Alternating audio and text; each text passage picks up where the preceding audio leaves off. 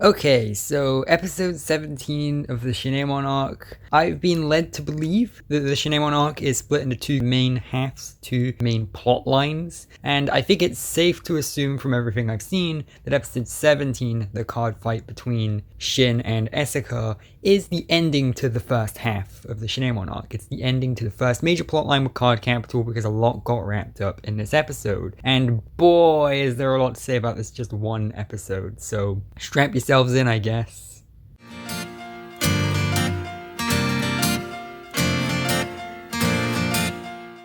So, this was episode 17. This was the card fight between Shin and Esuka, well, the end, I guess, because we technically started it in the previous episode. And it's where everything kind of gets wrapped up. At this point, pretty much everything in the arc so far has been wrapped up, and I imagine we'll be moving on to different stuff in the next episode. So we'll get to that when we get to it. I was originally gonna combine the two episodes together, but there's a lot that happened in this episode, surprisingly. So I just want to talk about it, because yeah, this was like the kind of closure. This was them trying to kind of wrap everything up, and they do a very messy job of it, to say the least, which sucks because parts of it I really like and parts of it I don't like. So to catch up, right?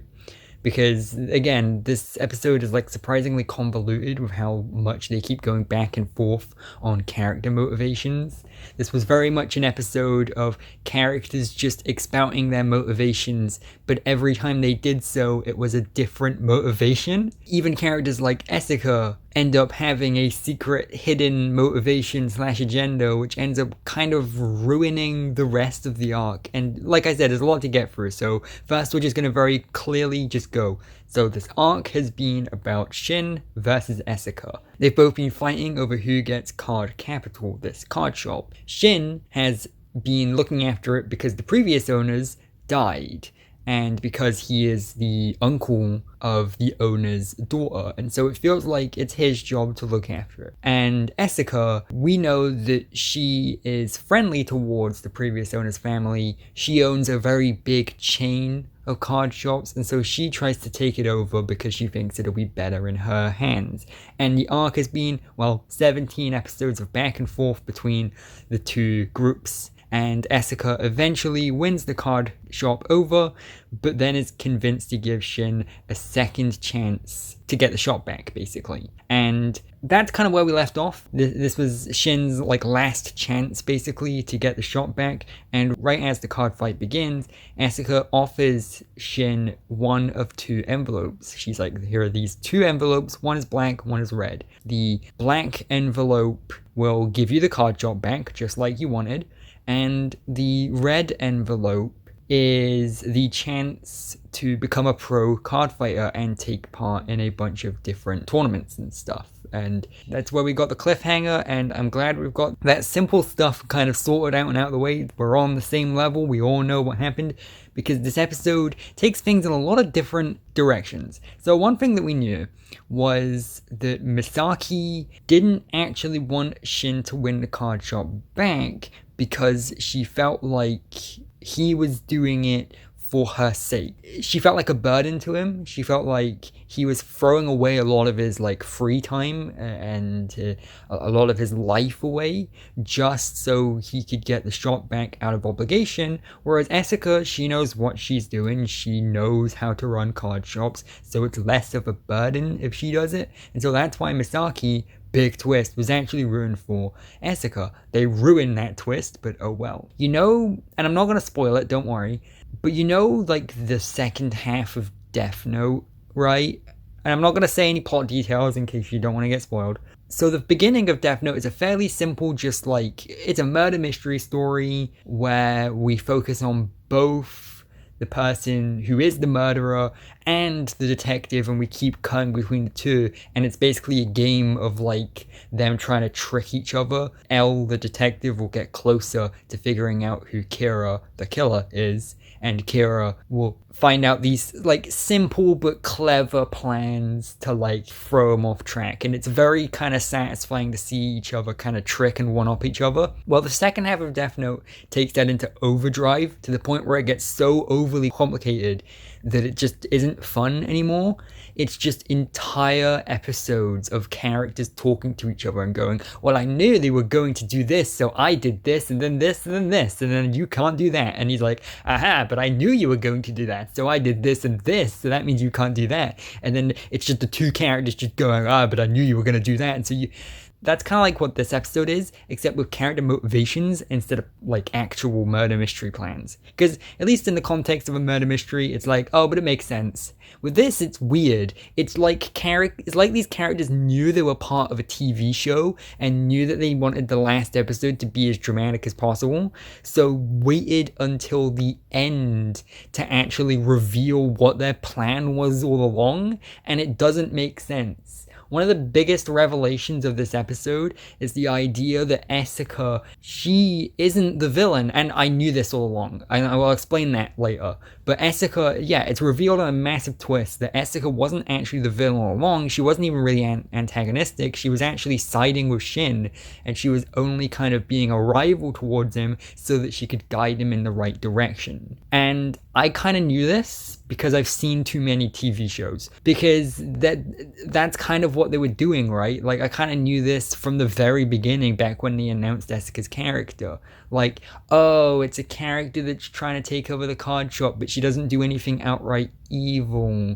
Like, remember in the beginning of the arc where we had like a really long stretch of episodes where she didn't actually do anything. She was trying to talk to Shin and his friends to try and like convince him to hand over the card shop and everything. Like, she was going out of her way not to be an asshole towards them. She was doing all this stuff, and then there's the twist with the stupid tuna. I can't believe I'm bringing that up again, where basically Esuka reveals that all these problems that they've got into, they didn't overcome them by luck, they overcame them because Esuka was pulling the strings in the background to help him. And the reason I kind of liked the idea of that twist at first was because I knew that Esuka was going to end up being the shock twist surprise good guy of the arc, not the villain. And this arc has been kind of going out of its way to get us to root for Esuka and everything she's been doing, because, well, yeah, she hasn't really done anything evil until this twist where when they do this, she uses the reveal as a way to beat Shin. She uses it as a way to basically emotionally destroy him. And the reason in the previous episode review I got kind of so like angry at Esuka for doing that, even though that's what caused her past to be so bad as well. The reason she quit being an idol is because someone else was pulling the string in the background. God, this arc is too overly convoluted. Just simplify it, please, for the love of God. But yeah, so her past was ruined by someone else pulling the strings in the background to make it look like she was always winning, and she reveals that none of her wins were legit and that she was actually the victim of someone pulling the strings. And then she does the same thing to Shin, and I said, wow, what an evil bitch. And I remember someone saying, but isn't she the villain of the arc? Surely her being an evil bitch is fine.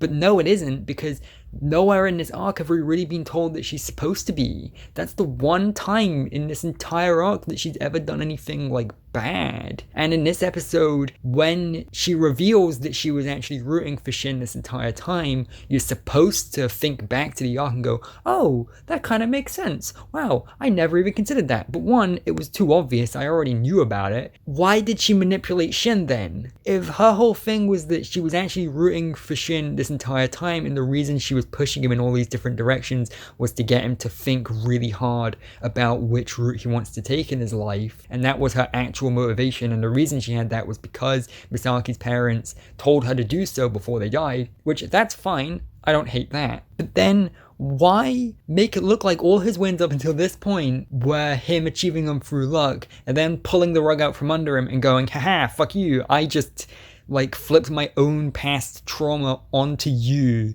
enjoy the PTSD, fuck ass. It doesn't make sense. And you want to know how you fix this? You just take Esuka's backstory out of it. No, seriously, really, if you just take Esuka's backstory out of it, then it works fine. Because then you can just go, oh, Esuka was trying to help, she's just not very good at it. And it would be fine, because, you know, flawed characters are cool. It'd still be predictable, obviously.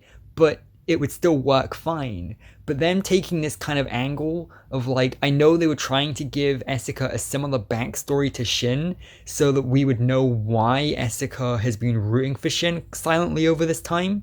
But it doesn't work if the villain in Esuka's backstory ends up doing the same things that Esuka is doing in Shin's story. I don't get it. And you may think, oh, I'm being too caught up on this. But that's like the arc, though.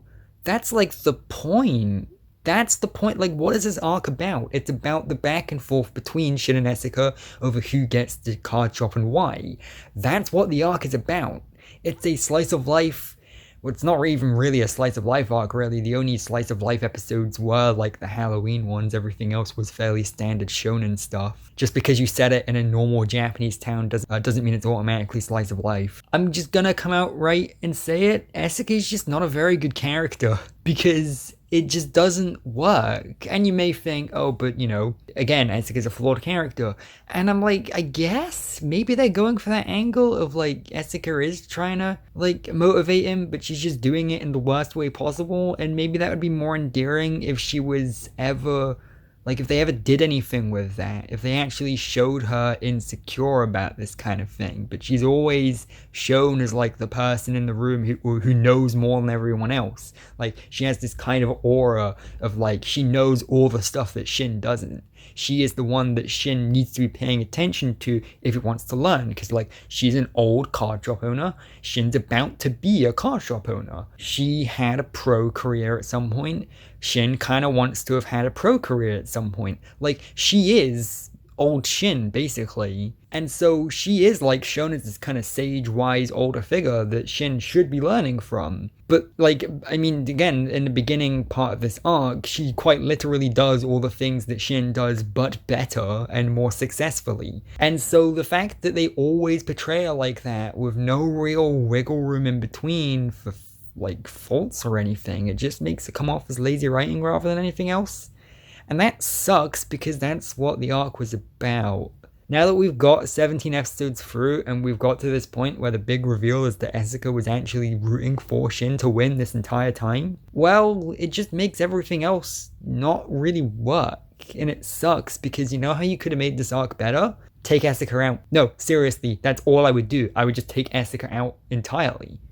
Maybe still have Gonami and Fujinomi and have all the other characters, and just have it be about Shin trying to maintain the card shop with no one actually trying to take it away other than like, you know, the government and going, hey, you're not running a profitable business. You still owe us bills and stuff to like actually keep the store up and, you know, this and that. And Shin doesn't really know how to run it, and he doesn't have any money to keep it open, but his friends come and band together to help him keep it open and do a bunch of shop tournaments and that kind of thing. And Gonami and Fujinomi, instead of being hired by another card shop owner to take down the shop, they're just a couple of cynical people who are like, ugh, this guy's actually trying. Because you know what teenagers are like, you know, teenagers detest like effort. When someone's putting earnest effort into something, then teenagers go, ugh, why are you doing that? Ugh, that's so cringy. Why would you put effort into things? And so Gonami and Fujinomi just come around and start kicking their ass. And slowly over the course of the arc, Shin's like genuine, earnest, hard work kind of starts to rub off on them. And they start to soften up on him. And that's the conflict. That should have just been the entire conflict of the arc. Because, yeah, that would have worked, I feel like. Just take Esuka and her stuff out entirely because none of it really works. And to add insult onto injury, Shin just takes both envelopes anyway. Yeah, really, they do this whole thing about how, oh, you can only take one of the envelopes, you better choose. And they do the worst fake out twist in the world where he just takes both of them anyway.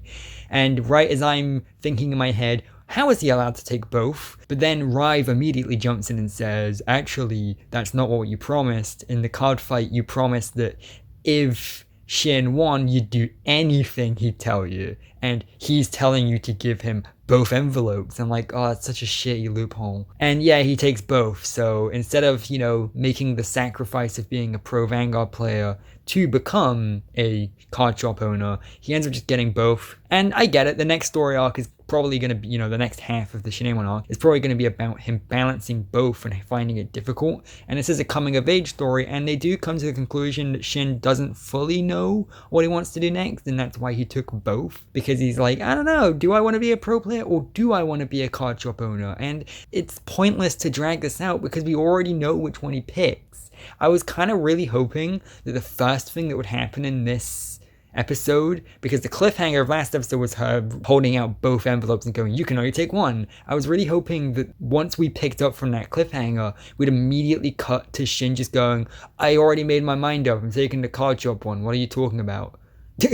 Like, I think that would have worked way better because we already know which one he picks, and so having the other characters be surprised that he's like, yeah, no, I'm genuinely, like, again, in my previous episode review, I thought it would have been really clever if the twist was actually that everyone thought that Misaki felt guilty and everything over Shin throwing away all of his life and everything in favor of looking after the card shop. I think the twist should have been that Shin just wanted to look after it. Like, everyone assumes that he's doing this out of duty for Misaki and everything, but in actuality, he just wants to do it. And unfortunately, the anime cops out on that by having Shin come to the conclusion of, I just want to see Misaki smile, and if having the card shop makes her smile, then that's what I'm gonna do. And I'm like, didn't she just lecture you about how she felt too guilty about you owning the card shop? How does any of this make sense? And it sucks, because that's pretty much everything that happens in the episode. The card fight itself is fine, by the way. The Planet Cray stuff is fine. It's not as interesting as the stuff from the previous episode, but whatever. And it sucks because this is quite literally, I know I've said it a lot, the part that we've been building up towards, and it just falls flat. This entire arc was hinging around a revelation that came from, like, the least interesting character of the arc. I'm sorry, Esuka, but I just feel nothing for you. Gonami was a way more interesting villain, and she got nothing to do in this episode. And the thing that really blows my mind is that this arc has been, like, positively received. It's weird, because, like, almost no one's been watching it in comparison to the previous story arcs. But the people that have been watching it seem to really enjoy it. I know that Different Fight and Kevin Jones have been really enjoying it. But I don't understand why. Because when this arc was first revealed, everyone's immediate first thoughts were, oh, we're ditching the shonen stuff, and it's going to be entirely slice of life. That's cool. I like that. It's down to earth, relatable characters. But again, to me, the only part of this arc that really fulfilled that criteria was the Halloween arc, the 2 or so episodes from Halloween, where they're actually trying to run the card shop and, like, problem solve and figure out how to set up this like card shop tournament and everything. And if the entire arc was like that, I would have liked it a lot more.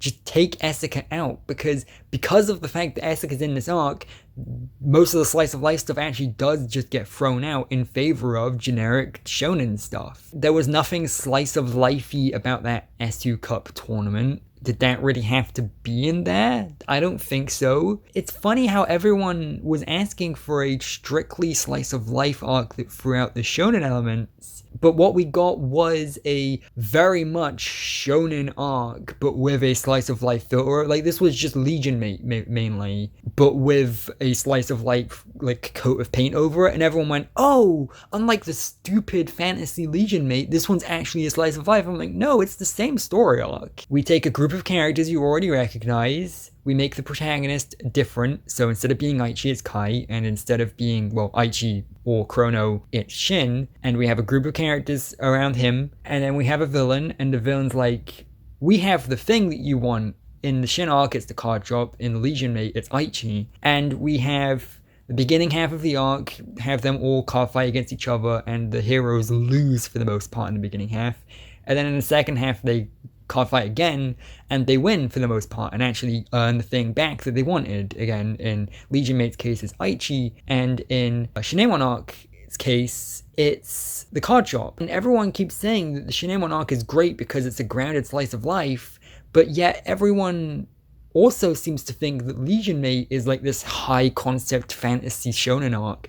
And I'm like, no, they're both the same story arc. That's one of the reasons I kind of got so bored of this arc so early on, because again, I kind of clocked that. I was like, oh, this is just, like all the way back in my least viewed episode review, the one with Gonami in it, I said verbatim basically, oh, this arc is just a shonen arc, I guess that's fine. But no one listened, so I was right, I guess. So yeah, that was my thoughts on that episode of the Shinemon arc. I'll see you back later with episode 18, I guess.